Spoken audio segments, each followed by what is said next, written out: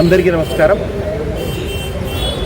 గత కొన్ని రోజులుగా ఆంధ్ర రాష్ట్రం ఏ వైపు పయనింపజేస్తూ ఉన్నారు ఈ ముఖ్యమంత్రి అనేది మనకు అర్థమవుతూ ఉంది. దానికి ప్రధాన కారణము చంద్రబాబు నాయుడు తిరుపతి లడ్డు విషయంలో పందికొవ్వు కలిసింది అని చెప్పేసి ప్రచారం చేయడం, ఆయన నోటారా చెప్పడం మనమందరము విన్నాం.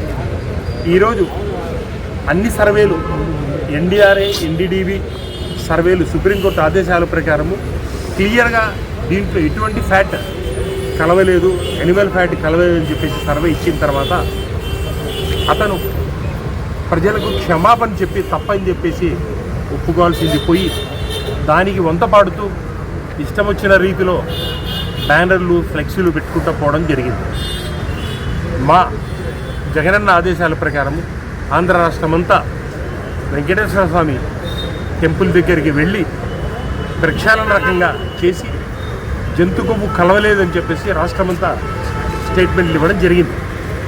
అందులో భాగంగా అంబటి రాంబాబు గారు కూడా గుంటూరులో శ్రీ వెంకటేశ్వర స్వామి టెంపుల్ దగ్గరికి వెళ్ళి అక్కడ ఆయన పూజలు నిర్వహించి రావడం జరిగింది. గుంటూరులో సెంటర్లో ఎన్టీఆర్ విగ్రహం కింద మళ్ళీ వాళ్ళు ఒక బ్యానర్ పెట్టి జగన్మోహన్ రెడ్డి గారి ఫోటో, వైవి సుబ్బారెడ్డి గారి ఫోటో, భూమన కరుణాకర్ రెడ్డి ఫోటో పెట్టి మళ్ళీ అపహాస్యం చేశారు.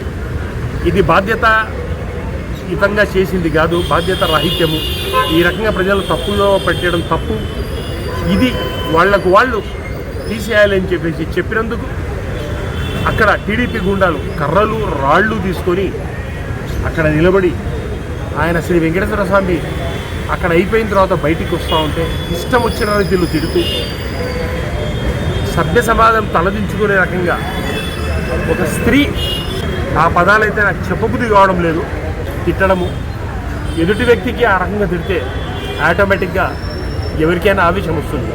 ఆయన ఆవేశంలో ఆయన చెప్పడము, దాన్ని అవాకులు చవాకులు చేసి చేయడము, మళ్ళీ క్లియర్గా చెప్పడం జరిగింది. స్లర్లో అన్నాను, నేను నాకు ఎదురుగా వాళ్ళు రెచ్చగొట్టేందుకు అన్నాను, నేను బాధపడతా ఉన్నానని కూడా చెప్పడం జరిగింది.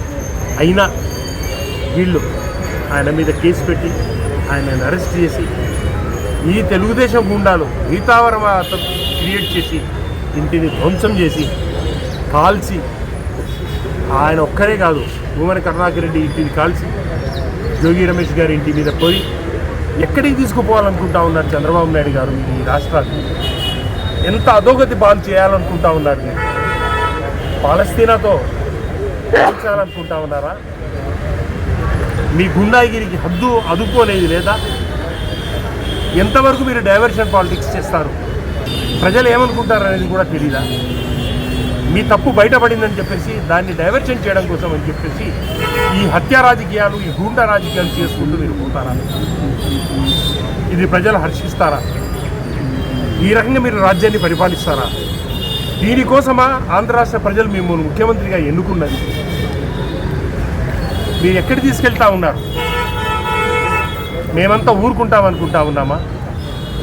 తర్వాత మా రాజ్యం రాదా? ప్రజలు కోరుకున్న జగనన్న రాజ్యం రాదా?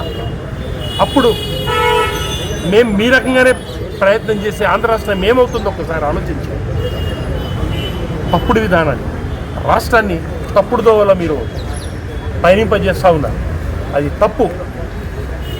అందులో భాగంగా ఈరోజు మేము ఆంధ్ర రాష్ట్రం అంతా ప్రతి స్టేషన్లో మా జగనన్న ఆదేశాల ప్రకారము కంప్లైంట్ ఇవ్వడం జరిగింది.